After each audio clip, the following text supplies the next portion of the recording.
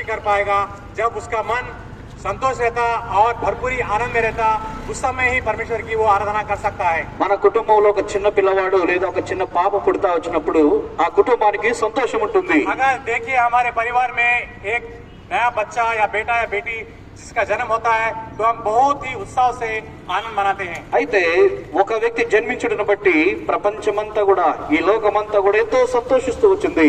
एक कोई भी अगर जन्म लेता है धरती पे इंसान तो उसे बहुत सारा आनंद प्राप्त होती है और सारी खुशियां मनाता है. ఎందుకు ఇంత గొప్ప సంతోషం ఒక వ్యక్తిని బట్టి అనేటువంటిది మనం చూసినట్లయితే పరిశుద్ధ గ్రంథం రాయబడుతూ వచ్చింది. దేవుడు లోకమును ఎంతో ప్రేమించును కాగా ఆయన అద్వితీయ కుమారుడుగా పుట్టిన వానియందు విశ్వాసముంచు ప్రతివాడును నశింపక నిత్య జీవం పొందినట్లు ఆయనను అనుగ్రహించును అనే మాట బైబిల్ రాయబడుతూ వచ్చింది. देखिए ऐसा लिखा है पुस्तक में कि परमेश्वर ने जगत से ऐसा प्रेम किया ताकि उसने अपना इकलौता पुत्र दे दिया ताकि जो कोई उस पर विश्वास कर सके वह अनंत जीवन पाए परंतु नाश ना हो. ఈ లోకములో అనేకులకు ఎందుకు ఇంత గొప్ప సంతోషం అంటే దేవాది దేవుడే మరి స్వయముగా పరమలో ఉన్నటువంటి దేవుడు గొప్ప మహిమలో ఉన్నటువంటి దేవుడు ఈ భూమి మీదకి అరుదించినటువంటి ఆ గొప్ప సంగతిని బట్టి అనేకులకు గొప్ప సంతోషం అనేటువంటిది మానవుడి హృదయంలో నింపబడతా వచ్చింది. प्रभु यीशु मसीह का जन्म होना ही समस्त मानव जाति के लिए एक खुशी का अवसर है और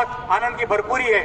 అయితే దేవాది దేవుడు స్వయముగా దేవుని యొక్క ప్రేమంతటిని కూడా ఆ భూమి మీద నెరవేర్చినటువంటి ఆ గొప్ప క్రియ అనేటువంటిది 2025 సంవత్సరాల క్రితం భూమి మీద జరుగుతా వచ్చింది. देखिए सन 2025 साल पहले ही परमेश्वर रहते हुए इस संसार में जन्म लिया और ये समस्त मानव जाति దేవుడు మానవుల్ని ఎంతగా ప్రేమిస్తూ వచ్చినాడో ఆ ప్రేమ అంతటిని కూడా 2025 సంవత్సరాల క్రితము భూమి మీద సర్వ మానవాళి చూస్తూ వచ్చినారు. 2025 साल पहले ही परमेश्वर यीशु मसीह संसार में आया, सारे इंसान के लिए वो खुशियां लेकर आया है.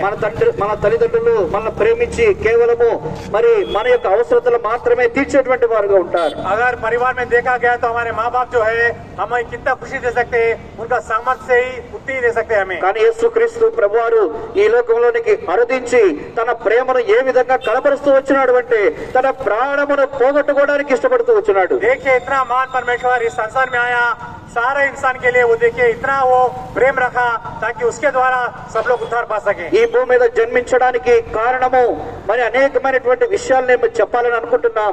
అయితే పరములో ఉన్నటువంటి ఆ మహిమ గలటువంటి దేవుడు తన ప్రేమ ఎంతగా మానవులకు చూపిస్తూ వచ్చినాడు అంటే అటన్నిటిని కూడా విడిచిపెట్టి కేవలము లయమైపోయేటువంటి మానవుని యొక్క శరీరంలోనికి కేవలం